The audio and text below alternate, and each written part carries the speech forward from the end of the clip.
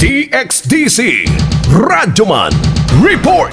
Human sa pila ka bulang pinangita, na-recover na sa mga otoridad ang gingong ongbak nga gigamit sa pagdagit ug paglugos patay kang Architect Blanche Marie Bragas. Samtang ang ikaupat nga suspect ug gikonsiderang John Doe sa krimen nga adunay kasong rape, aligasyong isukol patay kini sa mga operatiba sa Kalinan Police atol sa pagsilbi sa warrant of arrest. Gikumpirma ni Police Colonel Alberto Lupas, Davao City Police Office City Director ug head sa SITG Bragas atol sa eksklusibong interview sa DXDC Araman Davao nga nilusad silang follow-up operation subay sa impormasyon nga adunay na-impound nga bao-bao trike nga sama sa description sa ginapangita karon sa mga otoridad.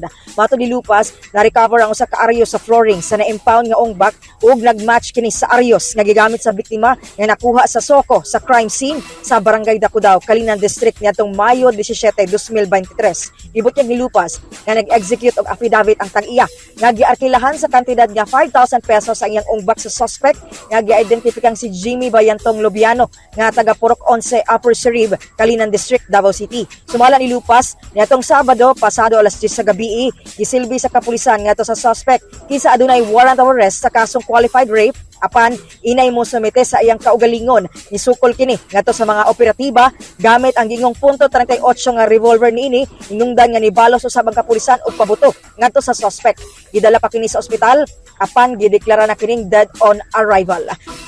Kay hugaw makayong umbak kabor gitaguan for several months.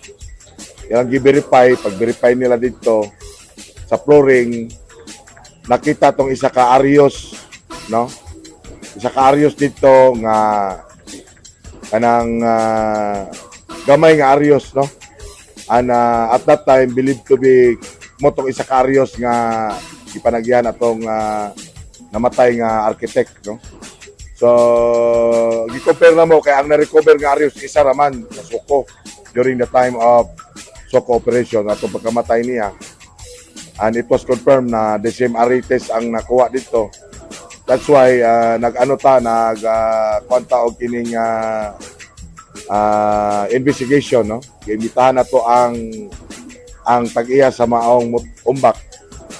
It was found out nga nag-execute sa affidavit nga aduna di ay nag-arkila ang iyang motor atong May 15, no? This year. Onya kay ang istorya daw kay gamito lang daw na sila kanang kuhaon nga gamit.